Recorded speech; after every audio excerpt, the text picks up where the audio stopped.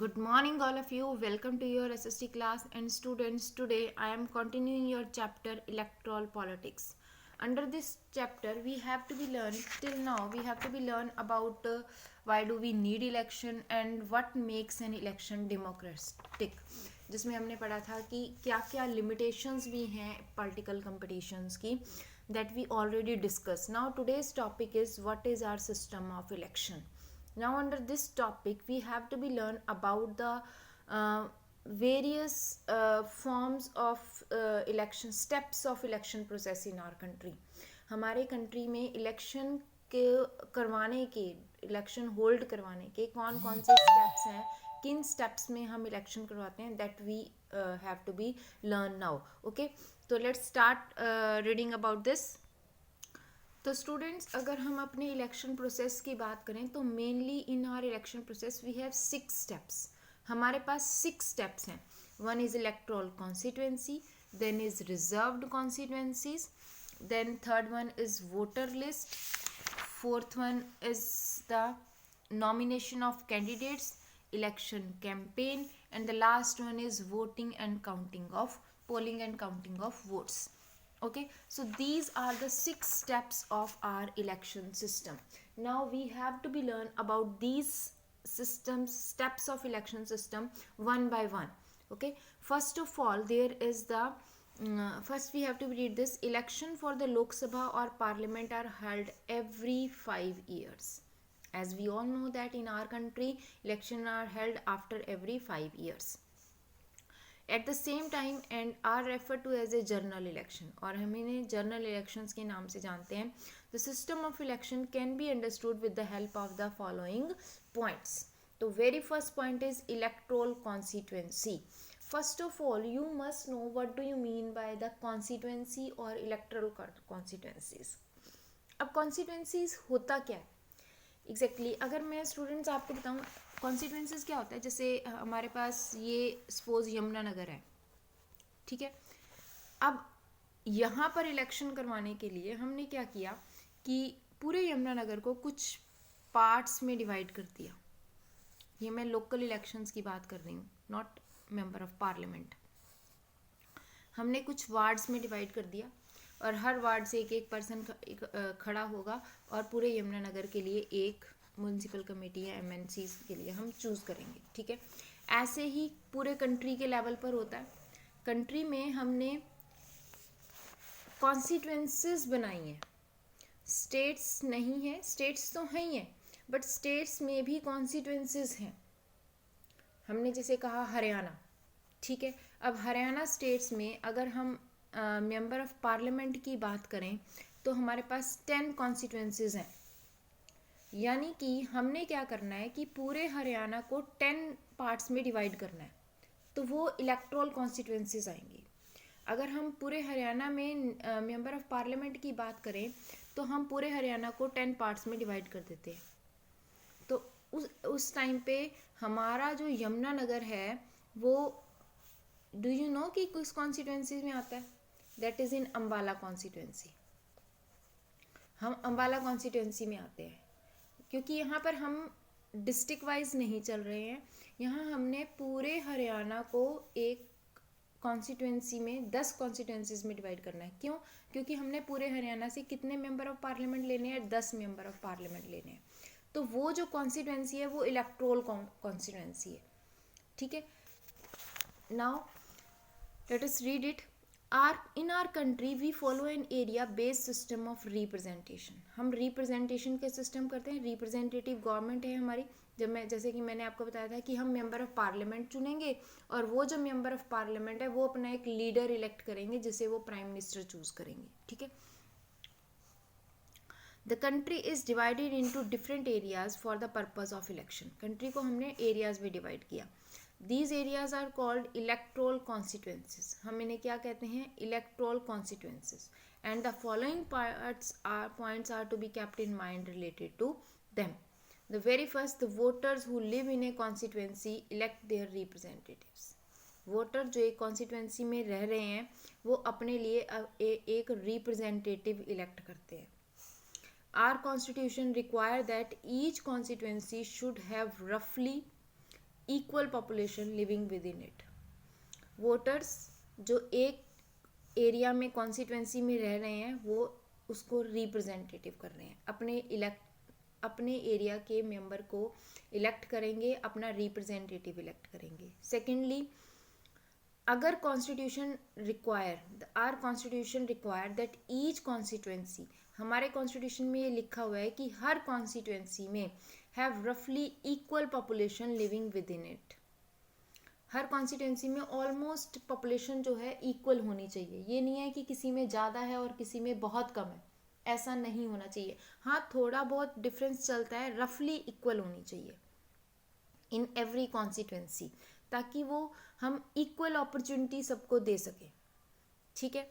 There are different constituencies for Lok Sabha, Vidhan Sabha and municipal corporations. ठीक है. तो म्युनिसिपल के इलेक्शंस के लिए अलग कॉन्स्टिट्यूंसीज बनती हैं, विधानसभा के लिए अलग बनती हैं, लोकसभा के लिए अलग बनते हैं. जैसे कि मैंने अभी आपको बताया कि हमने हरियाणा को for the member of parliament, Lok Sabha के लिए हमने इसको 10 पार्ट्स में डिवाइड किया है. बट अगर हम हरियाणा की ही बात करें और जब हम MLAs चूज़ करेंगे, member of legislative assemblies choose करेंगे, तब हम पूरे हरियाणा को 90 पार्ट्स में डिवाइड करेंगे. तो हमने वहाँ पर 90 पार्ट्स में उसको डिवाइड करना है. क्यों? क्योंकि हमारे पास कितनी कॉन्स्टिट्यूंसीज हैं? 90 सीट्स हैं मेंबर ऑफ लेजिस्लेटिव असेंबली की. ठीक है. तो इस तरह से हर एक के लिए अलग अलग कॉन्स्टिट्यूंसीज बनती हैं. ऐसे ही मैंने आपको यमुनानगर का ऊपर बताया था कि अगर हम जब म्युनिसिपल कमेटीज़, मेयर हम चूज़ करना चाह रहे हैं जब, तब हमने यमुनानगर को कितने पार्ट्स में डिवाइड किया, that is up to the municipal corporation. तब हम इसको वार्ड्स में डिवाइड करते हैं, वार्ड नंबर 1, 2, 3, 4 ऐसे. ठीक है. तो इस तरह से हर प्रोसेस के लिए इलेक्शन में कॉन्स्टिट्यूंसीज अलग अलग होती हैं. Now, the following points are to be kept in mind regarding Lok Sabha Parliament constituencies. हम कौन कौन सी बातें ध्यान में रख रहे हैं जब हम लोकसभा के लिए कर रहे हैं. पूरे कंट्री को हमने 543 कॉन्स्टिट्यूंसीज में डिवाइड करना है. As we all know that in our Lok Sabha we have 545 seats total. And in this 545, 2 are Anglo-Indians. तो कितनी रिमेनिंग रह गई? 543. तो हमने पूरे कंट्री को 543 पार्ट्स में डिवाइड करना है. हमें 543 मेंबर ऑफ पार्लियामेंट चाहिए. The representatives elected from each constituency is called member of parliament और एन MP, और या फिर हम उसे एक MP कहते हैं. ठीक है. तो ये तो है लोकसभा के लिए. Each state is divided into specific number of assembly constituencies. Her states को एक असेंबली कॉन्स्टिट्यूंसीज में डिवाइड किया जाता है जब हम विधानसभा के लिए करते हैं. और उस समय हम क्या ध्यान रखते हैं कि जो रिप्रेजेंटेटिव है वो constituencies is refer to as a member of legislative assembly, वो MLA कहलाएगा. और each parliamentary constituency has within it several assembly constituencies. और हर पार्लियामेंट्री कॉन्स्टिट्यूंसी में बहुत सारी असेंबली कॉन्स्टिट्यूंसीज होती हैं. ठीक है. क्योंकि पार्लियामेंट्री कॉन्स्टिट्यूंसीज में तो सिर्फ 10 है, और जब असेंबली कॉन्स्टिट्यूंसीज की तो हमने 90 की. तो इसका मतलब एक पार्लियामेंट्री कॉन्स्टिट्यूंसीज में कई सारी असेंबली कॉन्स्टिट्यूंसीज आ गई ना. ठीक है. तो इस तरह से दिस इज द कॉन्स्टिट्यूंसीज.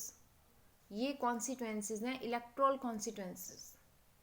और इसी के अकॉर्डिंग हमारे पास मेंबर्स खड़े होते हैं, कैंडिडेट्स खड़े होते हैं जिनके लिए हम वोटिंग करते हैं. ठीक है. One more point is here, each village और town further divided into several wards with the like constituencies. Each ward elect one member of the village or the urban local bodies. ये MLAs, ये हो गया local body के लिए. ठीक है. तो इस तरह से this is our election constituencies. Now come on the next. Next is reserved constituencies. अब reserved constituencies क्या होती हैं? Reserved constituencies means some constituencies are here, those are reserved for the particular type of persons. Actually हमारे constitution makers ने reserved constituencies का जो formula था वो रखा था for the weaker section of the society. Those that what they think कि जो वीकर सेक्शन है वो कमज़ोर रहा है, पुअर है, अनपढ़ है, तो वो उसको इक्वल अपॉर्चुनिटीज़ नहीं मिल रही हैं राइज होने की और इलेक्शंस के लिए खड़े होने की। तो अगर हम उनकी बात करेंगे तो वो अपने लेवल पर कभी भी इलेक्शन में स्टैंड नहीं हो पाएंगे। तो उनको आगे लाने के लिए, उनको भी रिप्रेजेंटेटिव बनने के लिए हमने रिजर्व्ड कॉन्स्टिट्यूएंसीज का फॉर्मूला अपनाया। अब रिजर्व्ड कॉन्स्टिट्यूएंसीज में क्या किया गया कि कुछ सीट्स को रिजर्व कर दिया गया for the particular section of the society, like for SC, for ST, for womens. ठीक है, तो वो हमारी रिजर्व्ड कॉन्स्टिट्यूएंसीज हैं। अब इनमें क्या होता है, इसमें क्या होता है कि जैसे हमारे पास ये 10 सीट्स हैं, 10 सीट्स में से हमने मान लिया कि हमने 2 सीट्स को रिजर्व्ड कर दिया। तो रिजर्व्ड का मतलब है कि इन 2 सीट्स से हर पार्टी उन्हीं मेंबर्स को चूज करेगी जिसके लिए रिजर्व्ड है। सपोज ये SC और ST के लिए रिजर्व्ड है, तो यहाँ से SC ST कैंडिडेट ही खड़ा होगा। और अगर ये वुमेन के लिए रिजर्व्ड है तो यहाँ पर जो कैंडिडेट खड़ा होगा वो वुमेन ही होगी। यहाँ से मेल मेंबर खड़ा नहीं हो सकता इलेक्शन के लिए। तो वो रिजर्व्ड कॉन्स्टिट्यूएंसीज हैं, वो रिजर्व हो गया। This is for SC ST, this is for women. इससे क्या होगा कि वो भी रिप्रेजेंटेटिव बन सकेंगे इन द गवर्नमेंट। वो अपने बलबूते पर नहीं आएंगे, तो रिजर्वेशन के पार्ट पर उन्हें कहीं ना कहीं अपॉर्चुनिटी मिलेगी गवर्नमेंट का पार्ट बनने के लिए। ठीक है, तो this is reserved constituencies. Now the constitution makers have reserved constituencies for the weaker section. The following points are mentioned in this regard. ये बड़ा important question बनता है that why we accept the formula of reserved constituencies. हमने reserved constituencies का formula क्यों accept किया? Why there is reserved constituencies? क्यों है? Some constituencies are reserved for people who belongs to the scheduled caste and scheduled tribes. For Lok Sabha, 84 seats are reserved for scheduled caste. 543 में से 84 seats हमने schedule caste के लिए reserve की हैं और 47 सीट्स ST कैंडिडेट्स के लिए। This number is proportion to their share in total population. ये नंबर किसका है? जैसा उनका प्रोपोर्शन है पॉपुलेशन में, जितने नंबर ऑफ पॉपुलेशन है उसके अकॉर्डिंग हमने परसेंटेज निकाल के, प्रोपोर्शन निकाल के उनकी नंबर ऑफ सीट्स को रिजर्व कर दिया। Okay, now in many states seats in rural urban municipalities and corporations local bodies now reserve for other backward classes as well. और हम रूरल एरियाज में, म्यूनसिपल कमिटीज़ में OBC के लिए भी सीट्स रिजर्व कर रहे हैं। लोकल बॉडीज़ के में अगर हम लोकल बॉडीज़ पर चलें, म्यूनसिपल कमेटीज़, विलेज पंचायत की तरफ ध्यान दें, तो 1/3 seats are reserve for women only. वहाँ पर 1/3 सीट्स जो हैं वो वुमेन कैंडिडेट्स के लिए रिजर्व की गई हैं। ये प्रोसेस सिर्फ लोकसभा में है, लोकल गवर्नमेंट में है, पंचायत में या म्यूनसिपल कमेटीज़ या कॉर्पोरेशंस में है, not in the Lok Sabha. Lok Sabha में 1/3 सीट्स वुमेन के लिए रिजर्व नहीं है। Keep these things in mind. This is for the local only. Okay. The system of reservation is provided because of the below mentioned reasons. The constitution makers were worried that in an open electoral competition, certain weaker section may not stand a good chance to get elected to the Lok Sabha and state legislative assembly. हमने क्यों reservation policy को अपनाया? क्योंकि बहुत हमारे constitution makers को ये लग रहा था कि अगर हम ओपन इलेक्टोरल कंपटीशन रखते हैं तो जो हमारा वीकर सेक्शन है वो उनको चांस नहीं मिलेगा आगे आने का, चाहे वो लोकसभा है चाहे वो स्टेट लेजिस्लेटिव असेंबलीज हैं। सो दैट उन्होंने रिजर्व्ड कॉन्स्टिट्यूएंसीज की। Weaker section did not have the required resources. क्यों नहीं आएगा? क्योंकि उसके पास पैसे की कमी है, रिक्वायर्ड रिसोर्सेज नहीं है, एजुकेशन नहीं है, context to contest the win elections, और उनके पास इतने कॉन्टैक्ट नहीं है कि वो अपने इलेक्शंस को जीत सकें। Even if they stood for election, कि अगर वो खड़े भी होते हैं इलेक्शन के लिए, there was a possibility that those who were influential and resourceful may prevent them from the winning elections. अगर वो खड़े भी हो जाएं किसी न तरह, तो भी उनको ये डर था कि जिनके पास पैसा है, जो बहुत सारे रिसोर्सफुल हैं, वो उन्हें उन इलेक्शंस में जीतने नहीं देंगे. That's why there is a provision of reserved constituencies. Okay, so this is your reserved constituencies. Now come on the next step of the election system, that is voter list. Voter list is what?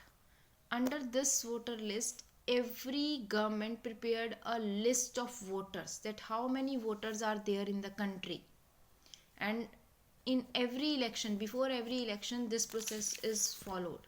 Because her election से पहले voter list क्यों तैयार की जाती है? क्योंकि हर 5 साल में बहुत सारे वोटर्स नए ऐड हो जाते हैं और बहुत सारे वोटर्स डिडक्ट भी हो जाते हैं. डिडक्ट कौन से होते हैं? जिनकी डेथ हो जाती है. और ऐड कौन से होते हैं? जो 18 ईयर्स कंप्लीट कर लेते हैं 5 साल में. ठीक है, तो हर इलेक्शन से पहले वोटर लिस्ट तैयार की जाती है, चाहे वो MLAs हैं, MPs हैं, चाहे कोई भी इलेक्शन है. ठीक है, चलिए.